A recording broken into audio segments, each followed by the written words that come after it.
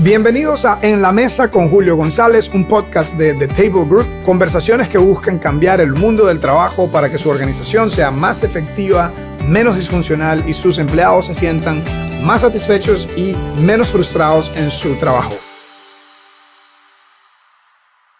Mi invitado de hoy se llama Rogelio Umaña y es completamente conocido en Costa Rica. De hecho, con Rogelio me pasa, como con algunas personas me ha pasado, que para poder hablar un poco de él tengo que leerlo porque hay demasiados accomplishments en esta lista. No. Dice que Rogelio estudió violín para convertirse en publicista, tiene más de 22 años de experiencia en el mundo de la dirección creativa, ha sido director de planificación estratégica, director creativo e interactivo, consultor en comunicación digital para marcas locales y regionales como Bridgestone, Kraft, Bimbo, Bacredomatic, Cargrills, etcétera. Rogelio es conocido también como un gran gurú de la comunicación y del marketing digital, pero yo lo conozco como un gran amigo y una increíble persona. Rogelio, bienvenido a mi podcast. Julio, gracias. La verdad que de esa introducción la que me interesa es la última parte de ser amigo. Aparte, Julio es responsable de haberme casado. Eso te marca para toda la vida. En mi caso, para bien, ¿verdad? No sé si habrás casado a alguien que después se arrepintió. Sí, normalmente no doy garantías. La gente que nos oye en el podcast no sabe tal vez ese lado oscuro de mí o ese lado claro de mí. Yo soy ordenado como ministro cristiano, entonces de vez en cuando algunos amigos me piden hacer bodas. De hecho, podemos hacer un comercial para si alguien quiere hacer una boda demasiado cool. No, mentira. No tengo quejas, yo no tengo quejas. Pero sí, tenemos eso en común, la pasión que tenemos por el matrimonio, por la familia, así que... Y además que eres un crack en todo lo que estás haciendo. Lo primero que quiero que vamos a hacer un poquito de un catch-up, porque tenemos, no sé, a pesar de que we hit it right off, a pesar de que somos amigos, tenemos bastantes años desconectados. Cuéntame un poco qué está pasando en tu mundo, qué estás haciendo. Bueno, en mi mundo, yo... Con este trasfondo de publicidad que tuve por mucho tiempo, en el 2013 me salgo del mundo de agencias, un mundo que me dejó mucho, que realmente me formó. Y en el 2013 empiezo la carrera de consultor, ¿verdad? 2013 ya van a ser 10 años que empiezo como consultor independiente.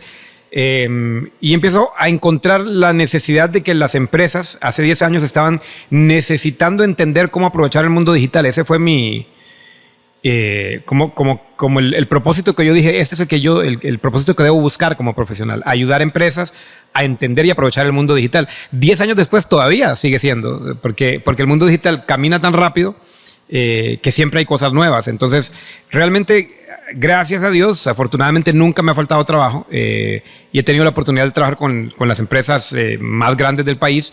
Y desde hace más o menos 6 años, como la mitad de esos, un poquito más de la mitad de esos 10 años, soy parte de otro grupo de consultores con una firma de consultora boutique que empezamos, que se llama RDP Consulting, del cual soy el director de pensamiento digital, junto a 3 socios más. Entonces, esa ha sido mi vida, una vida de consultor.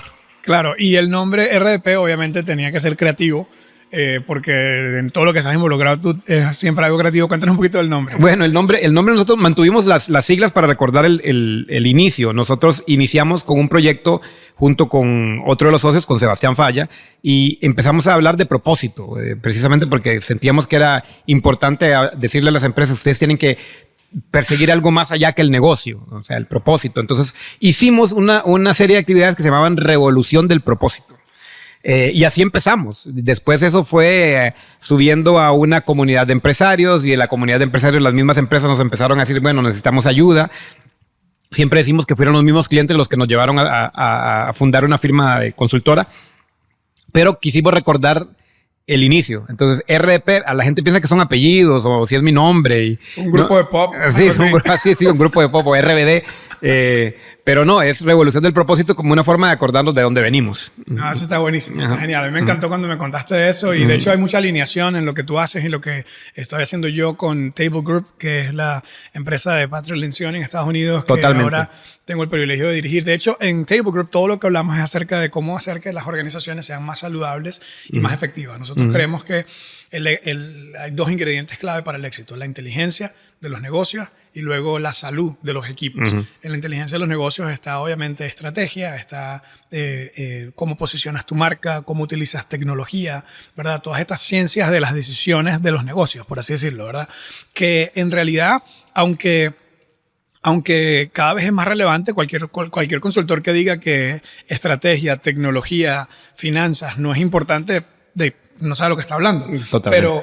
Pero lo que nosotros decimos es, esa es una pata, ¿verdad? O un pilar, pero hay otro gran pilar que es cuán saludable está tu gente, ¿verdad? Si los equipos están trabajando, si están realmente remando juntos. Y la gente le llama a este lado saludable también cultura, que quiero hablar un poco contigo hoy de eso. Nosotros decimos que las organizaciones saludables terminan encontrando en su salud la principal fuente de ventaja competitiva, porque los equipos que son saludables tienen mayor colaboración, tienen mayor productividad, tienen mayor retención del talento en este mundo en el que estamos, ¿verdad? Post pandemia, con todo el tema de talento en las organizaciones. Entonces, hemos encontrado eso, que al final del día, si tus equipos están saludables y si tienes una buena estrategia y buena utilización de tecnología y todas estas otras cosas, pues vas a tener muchas más posibilidades de ir más lejos, más rápido. Háblanos un poco desde tu mundo, ¿cómo ves el impacto de la transformación digital en la salud y en la cultura de una organización? Sí, primero me parece refrescante que ustedes estén hablando de eso, porque esto es del día a día que nos encontramos nosotros cuando llegamos a una empresa a ayudarles en sus procesos. Yo específicamente ayudo mucho en los procesos de transformación digital o de estrategias digitales, y esa parte de la salud a veces se descuida, porque lo que pasa es que hacemos demasiado énfasis en las herramientas o hacemos demasiado énfasis en la parte de la tecnología y nos olvidamos de quién la implementa. Al final son las personas del equipo. Y por más que alguna gente lo diga, el error se comete. Hay sobre todo en este momento de tecnologías disruptivas y que hablamos tanto de lo que está pasando, o sea, estos últimos 2 meses, desde noviembre para acá, con el boom de la inteligencia artificial y algoritmos generativos, y un poco más atrás, metaverso y blockchain. O sea, hay como palabras muy de moda. Entonces la gente se enamora de la palabra, se enamora de la tendencia y eso, que ¿cómo aplico esto a mi empresa? O vayámonos a algo más simple. Necesito un CRM, el famoso Customer Relationship Management, y necesito CRM. Casi todas las empresas ahora necesitan alguna forma de CRM. Y dice, bueno, traigamos la mejor herramienta, contratemos Salesforce, Dynamics y todas las marcas que hay en el mercado. Y lo ponen, y después de unos meses de implementación no funciona. Entonces, ¿y es culpa de la herramienta? No. ¿Es culpa de la empresa que lo implementó? No. ¿De la marca? No. Es culpa de no haber tomado en cuenta la cultura.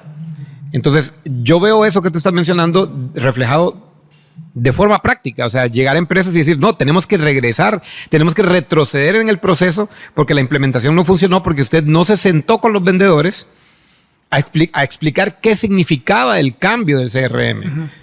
Para ponerte uno de las más comunes es esa, yo pongo un CRM que supuestamente los vendedores tienen que usar siempre y en su día a día para llenarlo, pero nadie le preguntó a ellos cómo lo necesitaban. Y cuando le preguntamos por qué no se sentaron con ellos, a veces las respuestas son, no, porque eso no es mi trabajo, esa parte no me toca a mí. Hay de todo, o sea, esa es de las peores, digamos, pero hay otras que es como, no se nos ocurrió. O sea, es como, era la mejor herramienta, entonces tenía que funcionar. Y por el otro lado, los vendedores, cuando te entrevistas con ellos, dicen, pero es que a mí, ¿por qué no me preguntaron? Y te lo dicen así, o sea, hasta crea un resentimiento, porque dicen, yo soy el que anda en la calle.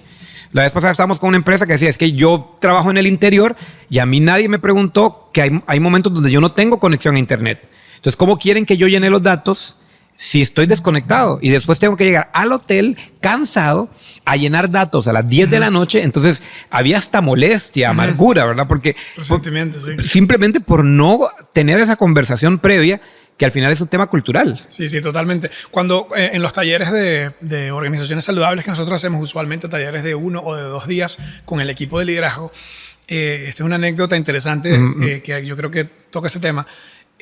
Usualmente yo comienzo el taller diciéndole a la gente, esto le llamamos el Best Team Exercise, el ejercicio de su mejor equipo. Y yo le digo a la gente, hábleme de palabras descriptivas del mejor equipo en el que usted participó.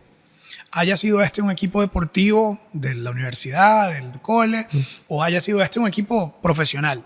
Y la gente se estresa un poco, como que tengo que decir de este grupo en el que estoy trabajando ahorita y está el jefe ahí, o puede ser de otro equipo en el que trabajaba. Y le digo, mira, hablemos profesionalmente, el mejor equipo en el que tú has trabajado profesionalmente. Y la gente comienza a hablar, a darnos algunos descriptivos. Entonces la gente dice, nos cuidamos la espalda, estábamos apoyándonos unos a otros, y yo voy escribiendo estas cosas en un flip chart o en una pizarra, voy escribiendo estos descriptivos, ¿verdad? Había mucha colaboración, había buena comunicación, entonces, y todos estos descriptivos, ¿verdad? Que tienen que ver con comunicación, colaboración, apoyo, confianza, no habían apuñalamientos por la espalda, todo el mundo estaba remando juntos. Estas son las palabras que describe la gente del mejor equipo en estado. Y yo le digo a la gente siempre, ¿te das cuenta que nadie dijo, teníamos un CRM de puta madre, con el perdón de nuestros oyentes? ¿Se dan cuenta que nadie dijo, teníamos un software que le ganaba a todos los demás? ¿Se dan cuenta que nadie dijo, nuestros presupuestos estaban siempre al día? Nadie habló de la parte dura del negocio. Todo el mundo habló de la parte saludable, de la parte humana, de la parte de la gente. ¿Cómo afecta eso? Lo mismo que te estás contando, ¿no? Sí, así es. O sea, al final yo te lo voy a poner desde otro lado, que es el que me toca ver a mí, es los datos. ¿Okay? Al final, todo puesto en una empresa genera datos. Y esa es una cuestión que a veces las empresas no lo piensan. O sea, dejan el dominio de los datos al departamento de TI, porque es el que ve la tecnología y administra las bases de datos. Pero todo lo que hace todo mundo en una empresa genera datos. Todo. Desde la hora de entrada, la hora de salida, la planilla, la no planilla, lo que sea, los reportes, las cientos de hojas de Excel, todo es dato. Entonces, cada persona genera una sombra de datos. Y la vez pasada escuchaba un comentario de un catedrático que decía, los datos, la sombra de los datos, perdón, los datos, muchas veces el estado de los datos es sombra de la cultura. Me llamó mucho la atención porque era la primera vez que alguien lo decía con tanta claridad. La sombra de los datos, el estado de los datos es la sombra de la cultura. O sea, es un reflejo porque llegas y ves un desorden de datos, que es lo que me toca ver a veces con el proceso de transformación digital. Y cuando empiezo a ver por qué hay desorden de datos, te encontrás con los problemas culturales, que es el típico, es que a mí no me dijeron. O es que a mí no me toca. Yo guardo y me quedo con eso porque yo tengo que salvarme el pellejo a mí. Entonces yo me quedo con esto. Pero hay que compartir esa información. Mi información no la voy a compartir con nadie. Y estás hablando de la misma empresa. Entonces los procesos de transformación digital como que empiezan a encontrar esos... pero no son... Es como cuando vas al doctor, esos son síntomas. Exacto. O sea, la data más bien viene a ser síntoma. Y cuando ves por qué la data está desordenada, por qué todo el mundo trabaja en silos distintos, te das cuenta y profundizas y te das cuenta que al final es un tema cultural. Es un tema de departamentos que están defendiendo o departamentos que no se llevan con el jefe o personas que se sienten que están haciendo lo que deben hacer y no deben hacer más. Entonces...